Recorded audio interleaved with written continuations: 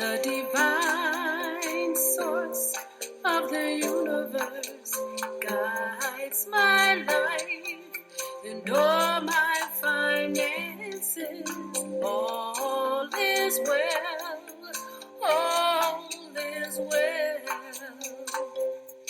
The divine source of the universe guides my life and all my resources. All is well, all is well. The divine source of the universe. Good evening, everyone. Greetings. Thank you so much for joining us on Patiently Waiting for Nothing.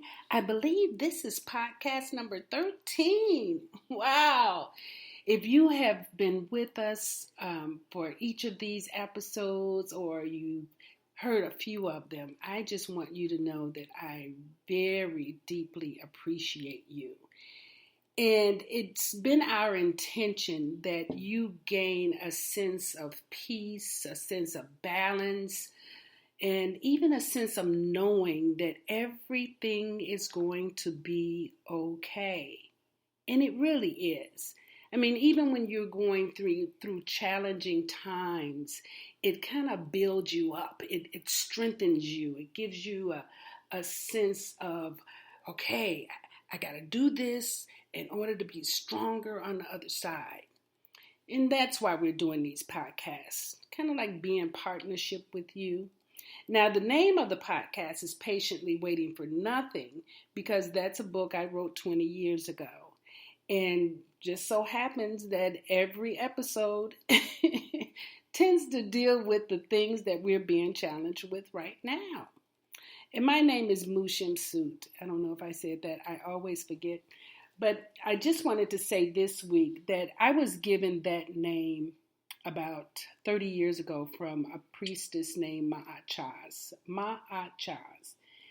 And when she gave me the name, she told me that it means she who follows God, little g, in divine essence.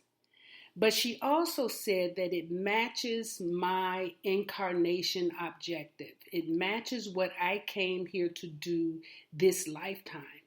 So the more that people say Shemsu-t, it actually creates a frequency within my soul, within my body, within my spirit to have me grow into that. So when you call me Shemsu-t, you actually do help inspire my growth. And then there are people that call me Moot, and Moot means mother. And that too helps to inspire my growth. So I just wanted to share that with you so that you had a sense of how we operate, on this podcast. It really means a lot to us. And we really are inside of our spiritual work. But tonight, we are speaking with one of my all-time favorite Aries goddess. And, the universe has surrounded me with some dynamic Aries women, right? Just powerful sisters. And sometimes we can hang out and sometimes we can't. But this goddess, yeah, we hang out. And so I want you to hear us inside of this amazing conversation tonight as we talk about Beautiy. Jiquay, are you there? Yes, I'm here. Hey, Hi. you. I am so grateful to have you here. Are you good? I am so honored to be here, and I am well. That is wonderful. So why don't you, I know all about you, right? So why don't you introduce yourself to the audience, give them an idea of your life path, and maybe just how we met and how we're doing on this. And then even maybe talk about how you ended up becoming a Master Force Certified Life Coach. So go ahead, let us get to know you. Okay. Well, as she said, my name is Jiquay Glenn. I'm from Brownsville, Tennessee, but I now reside in Jackson, Tennessee. And I am a life coach / mentor, whatever you want to call me. A lot of people call me a drill sergeant because they say I'm a little hard on them. But well, you were in the military now. Weren't you in the military? So I was in the military. I was in the Army hood. So, I bring some of that dynamic to my coaching. But what I like to explain to people, what I do for you is that I'm your personal warrior. I fight for your greatness. I charge you in the areas that you believe you are weak, and I show you how strong you are, because we all are more than what we think we are. And as once a wise, beautiful woman told me that, we all need someone to listen for our greatness. I wonder who said that. I was like, But I didn't always start here. My path started out with, like she said, I was in the military, and then I became an ordained minister. I was in the church for years. I got married to my husband, Beautiy Glenn, who was on here before. And we pastored and ministered together for years. My husband, though, was restless in the church. He kept feeling like something was calling him that was higher. And he started getting into things like the law of attraction, metaphysics, and those type of things. I fought it for a while, but once I started researching for myself, when he said it makes sense, and the knowledge that we were getting at the time in the church just wasn't enough. We needed something to speak to our souls, to eviscerate all those lies that we walk around in and our limitations that we carry. So we began studying and learning more and expanding more, and it grew from being a religious institution to being more open and to embracing a lot of different spiritual principles and understanding that every religious text, every spiritual practice has truth to it, and no one is above the other. So we kind of took off the mantle of being diehard Christians and started walking this path and our discovery of ourself and understanding that we are the gods and goddesses that walk on this planet. That's pretty intense, and that's exactly why we do the work that we do, right? Absolutely. As a matter of fact, I was telling somebody that our tribe, right? We've kind of found each other. We did. Yeah. It was on Facebook. On Facebook. Right. You met Timothy first, and then he introduced us, and then we first heard about your Ignite Your Soul, and you invited us on there. Okay, yeah. And we did the Ignite Your Soul. You interviewed us, and we began talking. And I remember at the end of that, you saying to each of, I think Leela was there too because she was producing, and you said to yourself, "Hey, they teach what we teach. They speak like us." And it was just an instant connection. And then you were like, "Why don't you come on and take the Master Force course and become Master Force coaches?" And we were like, "Yeah, we'll do it." And we've been riding hard ever since. Man, and I that's right. We have been riding hard, and I've even come to your community a few times, and it's just like home. It's just like being at home, Absolutely. You were the breath of fresh air that we needed. We were doing this work, especially being people of color. You don't see, at the time, we didn't see a lot of people of color doing this type of work. And to meet you and to see how long you had been on the path and how you had cultivated the Master Force Academy and all the things that you were doing, and to have someone to just understand the path that we had taken, that was like transforming for me personally. So I know meeting you was divine. You remember when I first met you, you were leaving, you and go, because you travel. That's when I was getting to know you. You travel all the time. Right. And you were like, "Yeah, I'm getting ready to go." I can't remember where you were going. And I was like crying. You was like, "Girl, our souls have been together for lifetimes. We are always connected." Right. But my favorite story, the favorite story that I have about you. When we were doing is the one that I threatened you. We were doing a group session, and you said, "I can hear what you saying, Miss Rita, but I just want you to know I feel like smacking the shit out of you right now." Absolutely. And the way you handled that with such grace, you said, "Okay, I can hear that. And I was like, all right. You know? Right. It's like, but however, and this is what we doing. We ain't doing no smack. We get ready to do this, this, and this. Right. Right. You was like, I honor where you are, but this is where it is. And I think that's the first time I ever experienced somebody letting me be me and not taking it personally. Yeah, because listen, fear and anger almost go hand in hand. Absolutely. So it's, if people would allow and not be intimidated by people's anger, it will allow them to get past their own fear of what they have to change within themselves, right? Absolutely. That's all we're confronted with. That's what we did. Yeah. And I learned a lot being in your mentorship. That's why I said you were a breath of fresh air. I needed to see that. So it changed me. Well, and that's been eons ago now. It seems like a whole other lifetime. Yeah. But hey, now I'm doing that for people. Now I get told all the time, I can't stand you right now. Like, it's okay. I can hear that. I can hear that.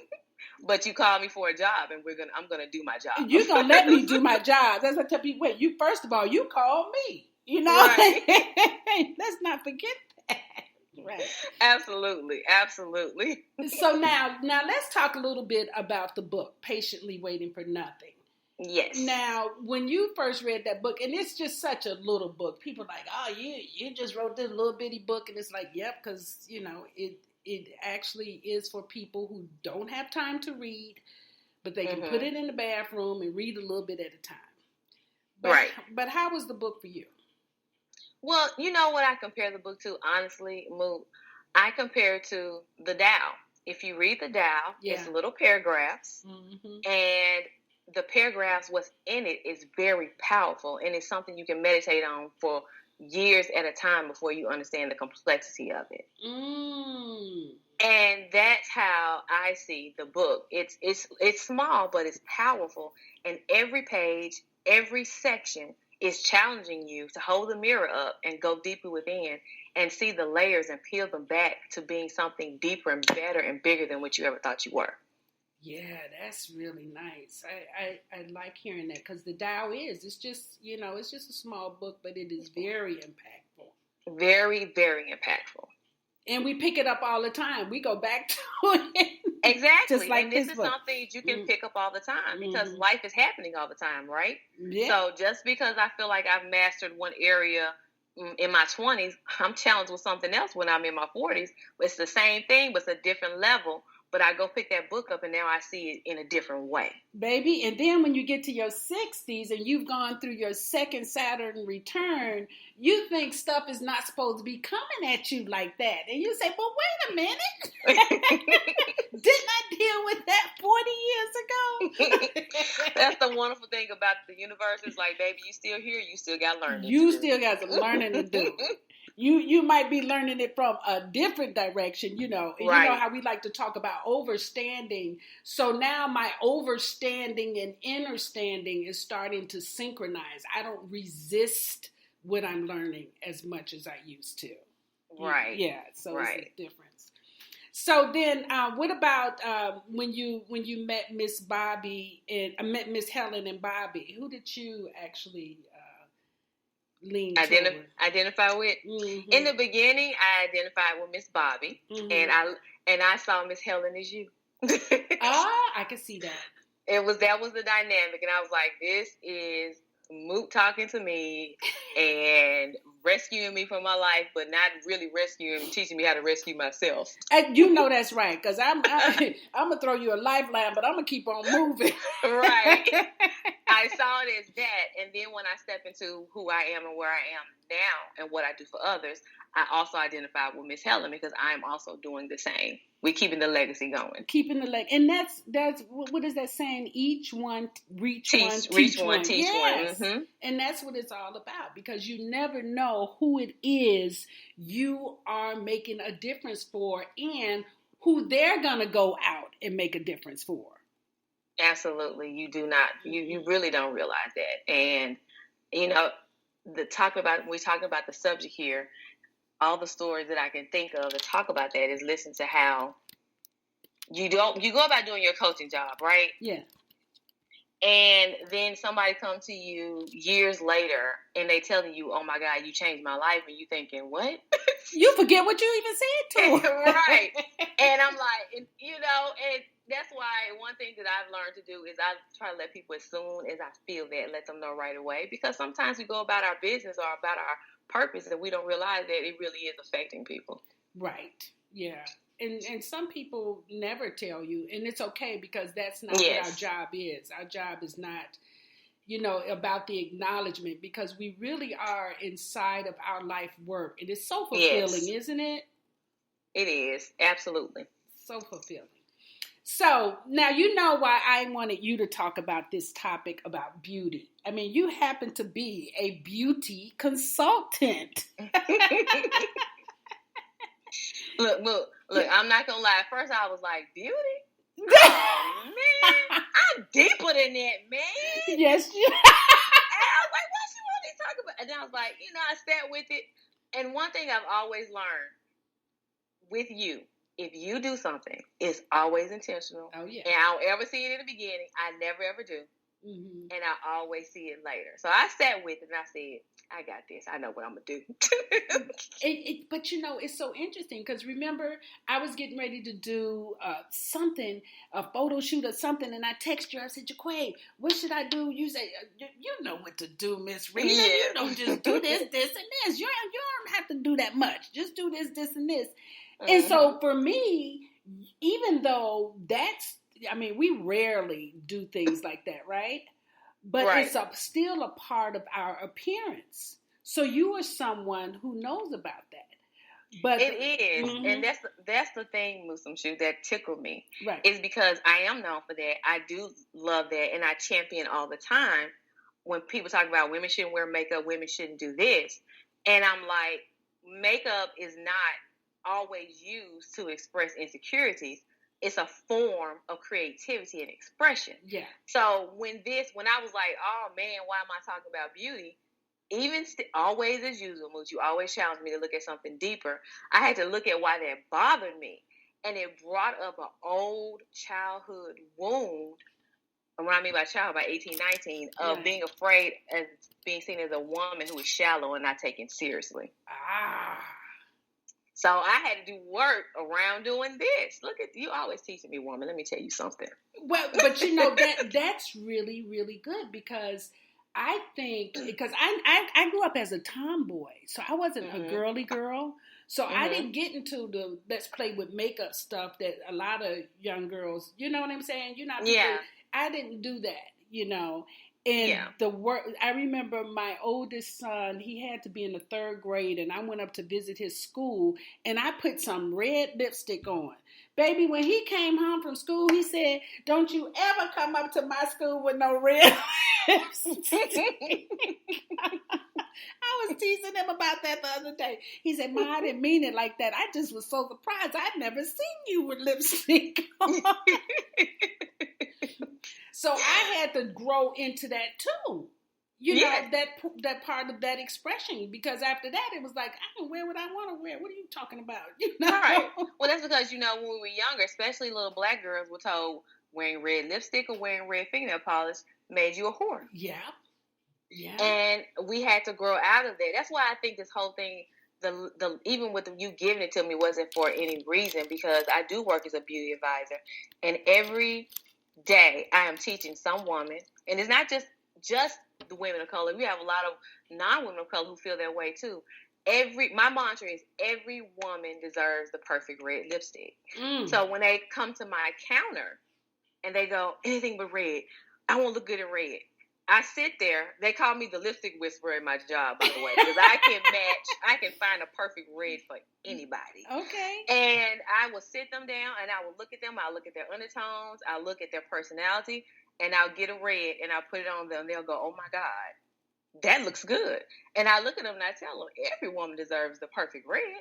That's not true that we can't wear red, And sitting in my chair, I have talked to so many women and had to talk to them about we really talk badly about ourselves. Yes, we do. We do. And that's the problem. It's a problem. If I had a quarter for every woman that sat in my chair and put her down, even in a day, I would walk out with a good $1,500 worth of quarters. Wow. Because as soon as they sit in my chair, how can I help you today? How may I serve you today? I don't like this. I don't like this. I look horrible. I'm this. I'm that. I'm this. And I'm like, first thing I do is I grab their hands. I look them in their eyes. I say, you are beautifully and wonderfully made. And what you're looking for is something to preserve that which God has already made, right? Aww. And they're like, well, I love you. I'm like, but that's good. Real. I'm like, they know that when they come over to my area, that talk, we don't do that. We don't do that. That's not allowed in my chair. Not at all. That is so perfect. And I'm actually glad to hear you say that, because it's not so much that other people tell us we're beautiful. We can't even hear that until we can say it to ourselves and get it. Absolutely. Absolutely. And that's where the work is, because all the makeup in the world is not going to make you beautiful. It will not, especially if your inside is ugly. If your inside is ugly. And, you know, that's exactly why we call this Beauty in Your Heart, because, you know, I probably don't even, I barely wear makeup today, you know, anyway.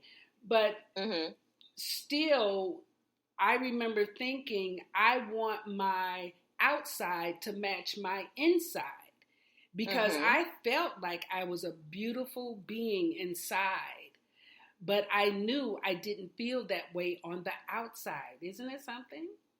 That is something, because most of us feel we're not beautiful on the inside, so we try to make the outside beautiful. Yeah. That's how most of us start. That is really... So now what would you say to someone in that category? Like they're really... They know that they're ugly on the inside, but they really want to change that. And makeup is not going to do it. Makeup does not do it. It does not. You know, I always teach everybody who sit in my chair that makeup only enhances what is already there. And if you don't naturally feel beautiful, then you normally attract that what you feel about yourself. I'm going to use my daughter as an example. I know she's going to have a whole fit.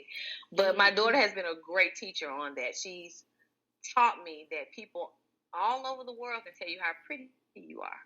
But one little thought, one moment from childhood where someone who is jealous of you, someone who doesn't like you or is intimidated by you, says something ugly to you, we will hold on to that thought and make that our complete truth of our life. And we will run with that. And most of the women that come to me who don't feel beautiful on the inside, and it's a lot. I've done a lot of coaching at that counter, a lot of coaching at the counter of women who said, you know, when I was smaller, my father told me I just wasn't a pretty girl. So I've always felt I wasn't pretty. Or when I was younger, my boyfriend told me I was just basic and all right. He was just with me because nobody else would pay attention to him. And I'm looking at these women really believing what other people have said to them. And I always ask them the question, well, who told you you had to believe that? And they'll look like, how? What? It's like it just shocks them. So who told you that you had to believe what he had to say? And she was like, no one. Or that's usually a question. Nobody told me that. I said, if no one told you that you had to believe that, then tell me, may I ask how old you are? And they'll give their different ages. Why have you been carrying somebody else's perspective about you in a moment, all of your life, sapping the joy out of you loving yourself? That's powerful. And that happens very often. All the time.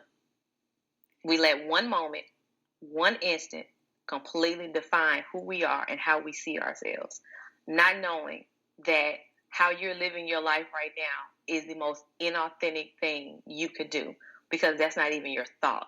Somebody put that inside of you. That is so real. You know, and that's one of the reasons we do so much work around the master teacher work, where we're looking to see where have we blocked ourselves in our own greatness. And as you're suggesting, many of us as women have blocked our ability to be beautiful. Absolutely. When And I was young, go ahead. Mood, Mm-hmm. I didn't think I was pretty because I wasn't light skinned. I just, and I don't know where when I started thinking about it, I was like, girl, where did you get that from? And it was based off of how I saw light skinned little girls being treated or their hair. Mm. And I was like, well, I want to look like that. How come I don't look like that? And I had my grandmother. She's very, very fair. And I remember asking my mother, well, how come grandmother is this light skinned, but I'm not that light skinned? And my mom looked at me. She was like, what? I was like, I want to look like grandma. Why? I said, because she's pretty. Now, my mother's dark complexion. Imagine hearing your child say that to you. So when I got older, I was talking to my mom, and I said, Mom, I apologized to her once I got older and understood what was going on. I said, Mama, where did I even get that from? And she said to me, it's funny that you asked that. Your grandmother didn't like me for her son. And I said, what do you mean? She was like, she didn't like me. I was like, well, why didn't she like you? She said, because your grandmother was prejudiced against dark-skinned people. And I said, but she married to a dark-skinned man. She said she didn't think I was good enough for your father because of my skin complexion. Wow. I said, so I didn't even hear this. So why am I growing up having DNA? I didn't even hear it. I wasn't even conscious of hearing that. But inside, I took that on. I took on my mother's stuff. Yes. And when you're saying this, it just really conjures up my own childhood, because I was actually the dark one in the family too. Right. But I just got used to it, get your Mm-hmm. black, ugly, nappy head self out of the way, out of my face or something like that. And that was Mm-hmm. fine with me because I loved reading. So I stayed hidden in my Right. books, but I remember feeling like the people that got taken care of in my family were light-skinned people. Mm-hmm. That's just how it was. I had no idea that I had anything about pretty with me until I was, married with children. Yes. Yes. Yeah, that's really something. So now beauty itself, when we look at nature, it's everywhere. Yes, it is. Absolutely. I mean, and so if we think that the universe, God, the creator, source, would create this magnificence and leave us out, Mm-hmm. we have to start right there. We do. As human beings, we can be quite arrogant, can't we? We can think we're so special. Oh, I'm so special. God made me ugly and nobody else. But on the victim side, exactly, we go to the low end, right? Right. And it's amazing to me how it's so easy for us to be there. It's difficult. We have to fight to learn to love ourselves because we're not willing to let go of those mindsets that have somehow served us. Because I've watched people who stay in those mindsets. I'm just so ugly. They do that to fish for compliments. So it serves us. So we like to stay in those spaces because it serves us. It makes me feel better about myself. But for me to go within and do the work and to own my own beauty and have the courage to walk in my own likeness of God. Now, see, that's a different type of work. Yes. And most of us are not willing to do that. It's easy to be a victim and let somebody tell me how beautiful I am all day long than to really believe it. Wow. I love what you said about the courage to be beautiful, and especially with women, because not only is it courageous to be beautiful, but it's courageous to be sexy. It's courageous to be slim. It's courageous to be fit and healthy. It is. I mean, all of those things, because if you're too much of that, then something else happens, right? Absolutely. And one of the things I put on Facebook the other day, and my daughter told me I was cool.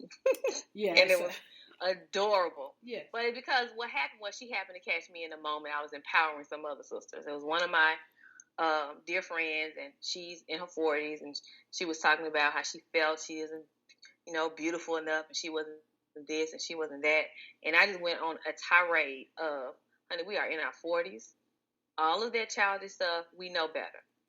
I was like, life right now should be about you standing in who you are, knowing who you are, being as sexy as you want to be, having as much beautiful sex as you want to have, and loving yourself in the process.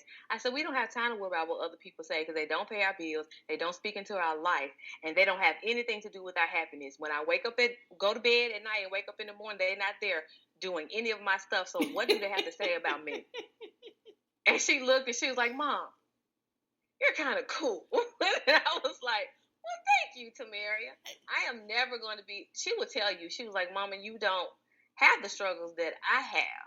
No. And I said, I have had the struggles that you had. Mm-hmm. And that's the reason why I am who I am in front of you today, because I want you to see who you are supposed to be, who you could be. I don't want you to be like me, but I want you to be as courageous as I am.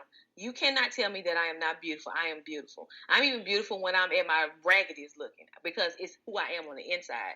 I can put on jeans and t-shirt and tennis shoes and walk out that door and still turn heads as much as I can if I'm in full out dress with makeup on. I am beautiful regardless. I am beautiful with a full face of makeup, and I am beautiful without a full face of makeup, because it's Jiquay that's beautiful, not the skin. It's me. That is so powerful. And thank you for saying that. And I know that to be true. Absolutely. For you, I do know that. And so a person that's struggling to be beautiful on the outside, you know, sometimes we have to just do experiments with ourselves. Like you're saying, don't wear makeup. Mm-hmm. You know, take some time and don't wear makeup and just be inside of yourself and see what comes up. Have you seen those experiments sometimes? Absolutely. I do that. Mm-hmm. Let me give you a prime example.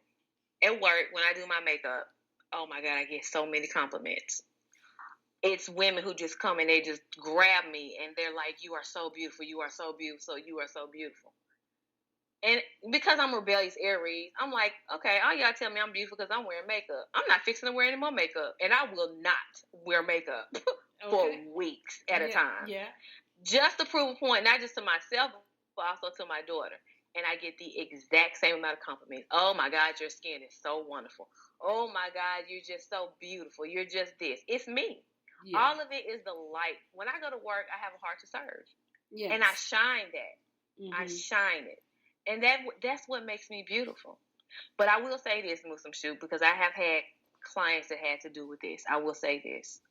This sounds all easy and simple. But when your self-esteem has really been wrecked and you experiment without wearing makeup, if you are not doing the work inside of that and you just going to decide, I'm just going to wear makeup, but you're not doing any work, the world will mirror your low self-esteem to you. Mm-hmm. I've seen it happen. I went without makeup for a month and nobody even noticed me. Wow. Well, tell me how you were feeling during that time. I thought I felt ugly and terrible and nobody would notice me. I said, well, you got what you expected. Yeah, that's right. Yes. You have to do the work. You have to do the work to learn to love yourself and to see yourself as beautiful. If you walk out determined that I'm going to be beautiful and shine regardless of what anybody says, then eventually the world will reflect that back to you. You can't just up and do it and think it's going to happen. It's going to reflect back to you what you believe. Yes, and that is what we get back. We get back exactly what we believe. Mm-hmm. I've seen it. Now, yeah. So then, now that actually has to give you a solid base for your own beauty, right? Because you can tell that when you wear makeup, people say that you're beautiful. And when you don't wear makeup, people tell you that you're beautiful. So they do tell you that you're beautiful. So your radar is always emitting beauty. Yes. And if they don't tell me, I don't care. You don't need it. I don't need it. Mm-hmm. I know I used to. I don't need it. I used to be so arrogant. You know, people say, oh, you're so pretty. And I want to say, I know. You know? I have. Look, Aries here. I have. Yes, right. Oh my God, girl, you look so pretty today. Right, you're so pretty, right? I know, but it's not. Thank you. You know what I'm saying? But I don't. You know, some people think that, if I tell you you're pretty or you're beautiful or you're gorgeous, that's supposed to give them some type of brownie points. right? Because that's a whole nother way of Mm-hmm. playing that game, right? Mm-hmm. Yeah. So Mm-hmm. when you're solid in yourself, you don't need anyone else telling you that. You don't. But it's necessary for you to tell yourself that. Absolutely. And it's also necessary for you to do the things inside to cultivate that beauty. Beauty comes from a place of immense self-love, self-compassion, and self-appreciation. I didn't just wake up deciding that I'm beautiful. I don't need you to tell me. Right. It's me looking at my gifts, me seeing my place in the world, me understanding who I am as a person, getting to know me outside of all the outside noises, outside of the programming from childhood, the programming from religion, from TV telling me what beauty really is. You know, I remember when I went natural. I had long, straight hair. And I was like, you know what? I want to go. I've always wanted curly hair, but I didn't think I could. I was ignorant. I thought that, only mixed people could have that type of curly hair because that's what I thought I knew. But I always desired. I told my hairstylist, I wish my hair would do. She's like, yeah, but when you got hair like Michael Evans off of Good Times. It's like, okay, I hear you. And just up late one night, randomly, I was watching a television show. I was watching HGTV because I love TV. And it was this girl on there who was the same skin tone as me. She's a black woman. And she had hair full of big, curly hair. And I was like, why can't her do like that? And my hair can't do like that. So I just Googled, typed in her name, and pulled up she was on this natural hair site. And I said, natural hair? What is this? And it was all black women talking about how they do their natural hair and what products they use. They were talking about the big chopping process. And I was like, wait a minute. You mean to tell me that I can do this? Oh, wow. I can do this? And I was like, I told my husband, I said, babe, I'm fixing to go natural. He was like, okay. And I just went on and on. I was like, I'm going to cut all my hair off and I'm going to go natural. And because I was attached to my hair, and I had a whole moment of feeling like I wouldn't be pretty if I cut my hair. Mm-hmm. Even though I had cut my hair so many times before that Shemsu-t. Mm-hmm. I had cut my hair so many times before that. But the last time, I had to cut my hair because it was falling out. Okay. So I became attached to the length that I had got back. I worked so hard. Because it took some work, exactly. Right, to get it back. So my attachment was, oh my God, if I cut my hair, will it never grow back? But when I finally decided that, okay, this is what I want, I didn't tell anybody. I just said, I got to go run an errand. Me and my friend went to Brownsville, went to the salon. I said, cut it all off. Cut all of it off. And I came home with 2 inches of hair on my head. And my husband was like, okay, you did it. Because he loves long hair, okay? Uh-huh. But he would tell you, I don't care what you like. It's my body. I'm going to do what I want to do on my body. Okay. And he was like, well, I support you. I was like, thank you. He's like, you're beautiful regardless. I was like, yes, I am. I am. I know I am. Okay. Mm-hmm. But my daughter had such a visceral, was so upset that I had cut my hair. Wow. And I looked at it'll grow back again. And now I have this big, bring it back to another point, is usually what we want in others when we see people being beautiful.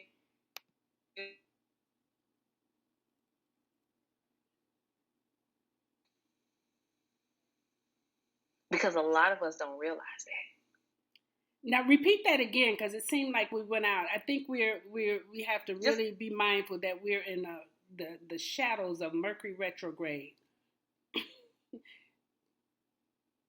Did you hear me? You might not have heard me either. Are you there, Jiquay? Okay, you back? Yep. I said we're in the middle of a shadow of Mercury retrograde. Hello? Can you hear me now? Yep. Can you hear me? I can hear you. Okay. I got you. Just say that again, what you said after your daughter. She had such a breakdown. You back? Yep. Okay, you back. Yep. Are you back? Uh-oh. Can you hear me? I can hear you. Yes. Can you hear me? One of the things I want the listeners to realize that what you admire in another person wouldn't even see it if it wasn't you, because that's how life works. So it's the mirror that we see. Hello? Yeah, it's the mirror that we see, right? Absolutely. Did you tell us that story?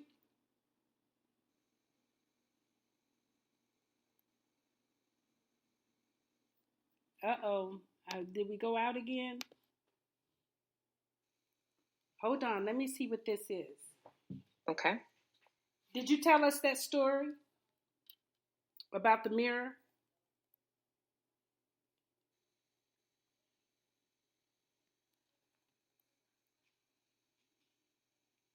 Okay, hold on. Let me see if we can have her come back. This Mercury retrograde. Can you check your side, Jiquay? Because you keep going out. I can't. Yeah, we're good over here. I got all my bars. Yeah, I have all my bars too. I'm trying to see what keeps going out. So tell us the story about the mirror. So another story about the mirror is I've start talking about my natural hair. When I was going through my natural hair process, I study. I'm interested in something. I'm going to learn everything that I can about it because that's just the type of person that I am. So when I decided to go natural, I dived into YouTube and watched every natural hair channel that there was. And there was one particular lady on YouTube whom I became obsessed with. I love everything about her. I love the way she dressed, the way she styled her hair, the way she did her makeup, everything that she did. The restaurant she went to, I was like, oh my God, I just love her. I want to be like her so much. So I started going to Atlanta to the World Natural Hair Show with my girls every year. We would go there and shop and do all those type of things. And those YouTubers would sometimes, the natural hair ones would come and they would represent certain brands. Oh yeah. And things like that. So she was at one of them one time and I had a complete fit. And I was like, oh my God, I want to get a picture with her. I want to get a picture with her. So we go take a picture with her. You know, I'm excited. I get my products, I talk to her, and then we go on enjoy a trip and we come home. So I'm looking at my pictures and I'm like, I'm gonna post them on Facebook and, you know, on Instagram. And I pull up the picture with the one that I love so much. And I'm standing beside her and I'm looking at her. I'm looking at me. And I'm looking at her. And I'm looking at me. And I look at Evans and I go, girl, I look like her. She said, yes, I've been telling you that you look like her, you act like her, that is you. Oh my goodness. And I was like, wow. Well, I'm already that thing. And I'm telling you, I was obsessed with her. If she posted a video, I was on it. I haven't watched her in years. I don't have to anymore because I'm already that. I can tell you what she was doing right now. Wow. I couldn't tell you anything. Yeah. Because once I realized I was that, I was like, girl, you don't have to sit there and look at that and wish you want, you any of that. You already are that. Just live your life. That is so true. I remember, a lot of the guys used to invite me to events. And this one guy, I said, oh yeah, I have some beautiful friends. He said, don't you know that's why everybody invites you? Because they know you're going to have an entourage of beautiful women with you. And I said, yeah, I have an entourage of beautiful women. He said, well, you do know you included in that, don't you? Right. And, and I can look and see the women around me. And I'm not talking about just how beautiful their appearance, their external appearance, but they're good to the people in their life. They take care of their family and their friends. They take care of themselves. They don't burn themselves out trying to be loved by everybody. They have boundaries. They love themselves, religiously, right? Right. And that's kind of like the true essence of beauty. Absolutely. Knowing who you are. Yes. Cultivating you, taking care of you, getting to know you. And like you said, setting those healthy boundaries. Making your no, your no, your yes, your yes. And doing things that's necessary for you first, because we cannot give from a cup that is half full. Yeah. Now, what would you, go ahead. One more. Go ahead. I've been saying that's the thing that ages you. That's the thing that drains you of your life essence, is when you are living for everybody else and not living for yourself. Wow. I want to ask you a question, and I know this is in our list of questions to talk about. Mm-hmm. But what about those women who feel like life has been so hard or so traumatic, or they did, bad things, and they just can't stand themselves? How do Mm-hmm. you support them in finding their beauty?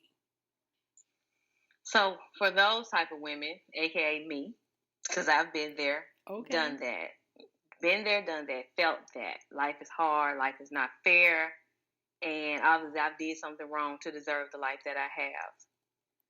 We're gonna walk them through the process of how we got, and I usually have women like that because this is how it helped me. Once I went back and began to see why I made the choices that I made, and I learned to put self-compassion, self-understanding, and love into those spaces, and release the judgment and the fear, and understood that I only could do what I had the knowledge to do at that time. And now that I know better, I'm going to treat myself better. Mm-hmm.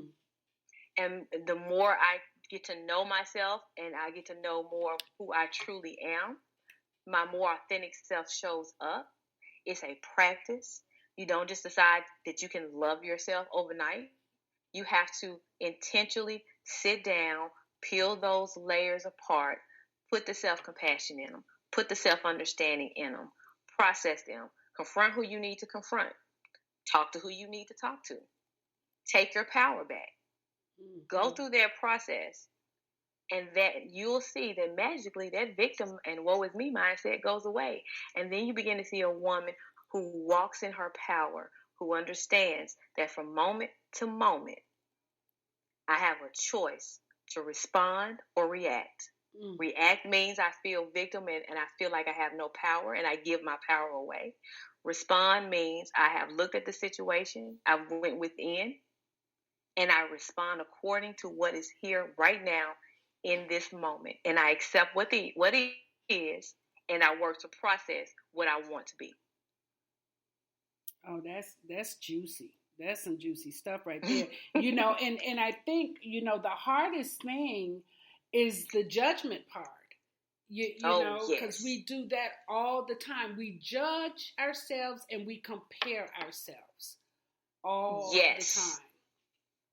Absolutely. That was when I talk about my daughter a lot because she mirrors me in my 20s. Okay. So my 18 in my early 20s. That self-comparison, my life was horrible because I was comparing myself to somebody all the time. Well, I don't have that. Well, I don't look like that. Well, she's this age and I'm this age and she got that and I don't have that. Well, and I had to learn my life path is not her life path. Mm-hmm. And honestly, what really solidified that lesson for me very, very strongly is what I went through with my parents passing in the last couple of years, my mom and my dad. Mm-hmm. I thought about everything that I went through, the pain, the darkness, my way out, have self-compassion, and learn new ways in my that I'm healing. And after one day just walking around the house thinking, I've been through a lot of hard stuff. And I said to myself, it's a lot of people on this earth that's been through a lot of hard stuff. And I've compared myself to them and said, I wish I had their life. I barely made it out of what I was ordained to go through. How the hell I'm going to walk what they walked through to get to what they got? Let me focus on what I've been through. Yep. And cultivate that, and then I'm going to get what I'm supposed to have. Yes. So that was one of the biggest lessons that was cultivated for me. And I teach my daughter all the time that when you're comparing yourself to someone else, can you walk in their darkness? Can you handle their darkness? And if you can't barely handle yours, don't compare yourself to them because you don't know what price they paid to get what they got. Now that's real. And I know people all the time doing that with me. And I said, you do not want my life. I promise you. Okay. Just benefit. What I do is, look, benefit from the gift of Shemsu-t. I love the gift of Shemsu-t. Right. I don't want Shemsu-t gift. I want to benefit from it. Let me be benefit That's right. from it. Because you get more, exactly, and all of us, and again, it goes back to the work, because we get to stand inside of the blueprint that we have. So we all get to know from our own astrological sign and prenatal charts and all that, telling us, okay, this is how life unfolds for you. So if I'm walking there, I don't have to look over there at your life and say, but I want her life. Well, no, that's not what you're signed up for. Absolutely, and it shows our lack of self-esteem and self-love and understanding that the more attention I'm paying to you over there, I'm not putting my energy and my time inside of my own work, because what's for me is perfectly made for me. And it's probably better than what they have because it's for me. It's for you. Now, have you found new ways to cultivate yourself during this pandemic? I have. I have been grateful for the time that this pandemic has given us. Yes. Because I really needed a break to really sit down and finish healing from the things I went through with my parents. Oh, wow. I went straight to work after all that was done. And that was necessary at that time. That's what I needed to do at that time, because I needed something else to focus on. Yes. And that time was spent doing that, but my soul began calling to me and saying, we need a break. We need to sit down and we need to finish healing from this. You have many lessons to learn.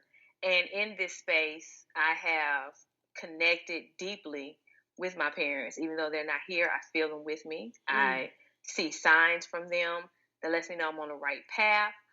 On top of all that, I'm currently in school right now. Okay. And I'm trying to expand my coaching. I am in school to be a sexologist, and I'm going to help women with sexual trauma. That's powerful. Yes. Absolutely. And not only just that, though, my desire is to help women to own every aspect of their sexuality, because that's part of you being beautiful, loving that part of yourself. Sex is a beautiful gift that we are taught that is dirty, nasty, and to stay away from it. And it ruins us. It ruins our children's perspective of sex. Sex is a beautiful spiritual magic that we use to create and we use to manifest. Yes. There's so much juice in that. We can do a whole nother podcast on the Kundalini. Whole nother. And listen, I can't wait to come back once I finish school, because I'm putting together a whole thing for that. So, but that is one of the things I'm doing to empower myself, because that's another step. I always wanted to sexologist, but I'm too afraid to do that. And I'm during this time of cultivating myself during this pandemic, I'm really stepping to my authentic self. And I am going to be a sex empowerment coach, and I am ready, honey. Ooh, I just love that. And I was working with a client a couple of weeks ago, and in this, when I'm working with young women, I always do mirror work with them, just inside of standing in the mirror and saying, I love and approve of myself. Right. And most of the time, they can't get it out without breaking down and crying, because there's so much there. Yes. And it's almost 30 minutes later, before they can really get, I do love and approve of myself. But you have to go through that path. Right. It's not an automatic thing. It's not. And then you have to go and do that again when you get out the shower with no clothes on. And say it. And then and especially as you get older, you have to continue to say it. You have to continue to validate for yourself who you are instead of going into the conversation of, demise and just taking yourself out. Absolutely, because as we do get older, and that's a lot of women issues that come to my counter as well. That's the reason why they worship me so much. And I'm saying it like that. I'm not saying to be arrogant. I'm saying because I want you to hear the context of what I'm saying. Right. They're looking at me and they're going, "Oh my God, you're so beautiful. You're this, you're this. I'm so old. I have this wrinkle. I have that wrinkle. I have, whatever." But the truth of the matter is, unless if we're just being honest, if we were really having a whole coaching session, and I would talk to them, you're smoking. You are out in the sun. You're drinking all the time. You're doing things to exasperate your body and to make your body break down sooner. And not only that, this thought process. Yeah. My grandmother is 82 years old, and she is a diva to this day. She will throw on her fur coat, honey, her makeup, her heels. She walks out in the living room. I'm like, "Grandma," she be like, "Honey, I don't play." And she says all the time, "You are only as old as you feel." Ooh. My grandmama won't even let me call her grandmama. Her name is Gigi. She's not grandmother. You're not going to age her like that. I love it. She's Gigi. And so with that, and I struggle with that too. Even now, sometimes those 20-year-olds come in there and I'm looking at them and I'm like, "Man, I remember when I looked like that." And I have to snap myself out of it because aging, I was terrified of it. I still have fear about it. But then my daughter, she said to me, she said, "Mom," she said, "you have all these fears about aging." And she said, "Let me show you this picture." And she showed it to me. She said, "Do you see yourself?" I was like, "Yeah." She was like, "You look good." I said, "I know I look good." She said, "Mom, I can't post a picture of you and me without boys my age saying, 'Dang, your mama fine.'" She was like, "Will you stop this, Mama? You are gorgeous." I was like, "You know what, babe?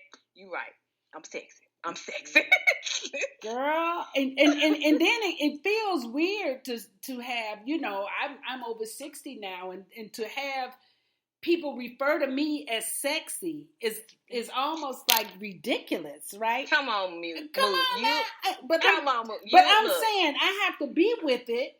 But it's not. I didn't roll like that even when I was trying to be. You know what I'm saying? That wasn't. It wasn't an external focus. So now it feels a certain kind of way. You know, and I do have to cultivate inside of that. I can totally hear that. Yeah, I have to. Yes. But you are the first thing I ever thought about you when I met you, when I saw your Facebook picture, is that you are so beautiful, and you are. Well, thank you. It emanates from you, and it is really true. When we're talking about, you were talking about beauty and how it comes from the inside. You are the prime example of that. Oh wow! I was talking to Timothy the other day, and I was like, y'all had did the cultivate. I can't remember the name. Oh yeah, the unknown. Yeah. Mm-hmm. Right. And I was listening, and I was listening to all the other speakers, and they were phenomenal. Yeah. But it's something about when you come on and your presence, when you talk, you exude the most beautiful femininity and wisdom. Oh wow. And you're not even trying. And that's the thing that makes you so beautiful, because you're being so authentic. When I'm looking at you, this is really who you are, and it just flows from you naturally. Well, thank you. We're trying to be like you when we grow up. Okay? Well, this is what's so great about our tribe, because we are mirrors for one another. Yes. I learned how to be I didn't have a voice growing up. So I learned that from you guys, from, all of these powerful young women around me teach me how to be present in my voice. Yes. I listen to you, I say, yeah, I would never do that when I was that age. But I'll do it now. Right. But and you saw me do the pageant, right? Remember I did the pageant? Yes. That was phenomenal. Everybody was younger than me. She was like, "No, you really need to do it." I'm like, "Yo, I'm 38 years old. These babies in their 20s." Right. She said, "I don't care. You're gorgeous." And I got up there and did it. And then we did the picture. You see the picture that we did? Oh, yes. With partial nudity. And I was like, Tinder was like, you going to do what? I said, I'm doing it, baby. I'm doing it. Just doing it anyway. Exactly. I'm doing it. And it was beautiful. Yes, and everybody was like, oh my God, you just radiate. And it's just, you know, that was the beginning. I will say that all that dark stuff I went through with my parents was my initiation to who I really am. It's like now I'm like, I done been through that. There's no reason for me to hold myself back in any type of way. None. I have to live while I am here, because the lessons that I learned from that, them leaving here and their dreams not fulfilled, I'm not going to do that. I'm breaking that curse. Yes, exactly. That's what I say too. Live. We have to live, you know, yes. at every moment. Now, you know, I know we could go on talking all night. Right. But I know we're getting past the hour, but I want people to be able to engage with you. So what are you doing that they can actually participate, or how can they find you? How can they join you? How can they hire you? You know, hire me. Yes. Give us some contact info here. All right, y'all can find us on all of the platforms. For Facebook, we are Leadership Institute for Transformation and Empowerment. How you can engage with us at this time, we have a phenomenal coaching group called Awakened Magi's. Go to the awakenedmagi.com, click on membership, and sign up. We have that at an affordable price. We wanted everybody to be able to afford some type of coaching, and it's literally $11 a month. There's no reason why you can't afford that, and you get access to my husband and myself. We're in there all the time, coaching you through your process, speaking to your greatness, fighting for you, and teaching you how to be change makers and going back out and being leaders in your community. We are on Instagram at ARLight, the same for Twitter. And if you want to get anything outside of that done, like astrology charts, don't forget about my husband. He does this on the awakenedmagi.com.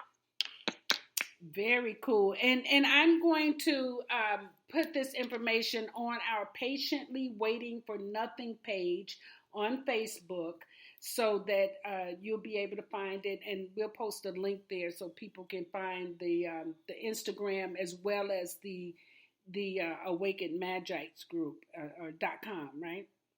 Right. Very cool. So, what do you have to say? What's the last thing you want to say? What do you want to leave us with as we go out from tonight? What I want to leave everyone with is that life is too short to shirk, shorten, hide, or be intimidated about who you really are. There are people out there who are feeling the same way that you do, who are wishing they had someone who looked like them, sound like them, walk like them, whatever it is. And it is your duty and your charge on this planet to rise up, walk bravely and authentically in who you are, so they can see your light and be drawn to you and be transformed. Oh, that is beautiful. Thank you.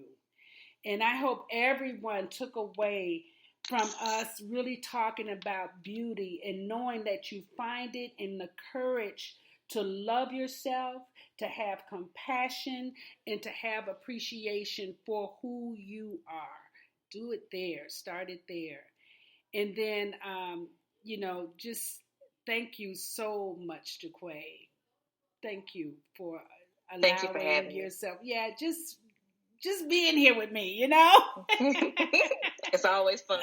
This was our first time doing this together, so I'm sure we'll have many more. I can't wait for you to finish your courses and your classes.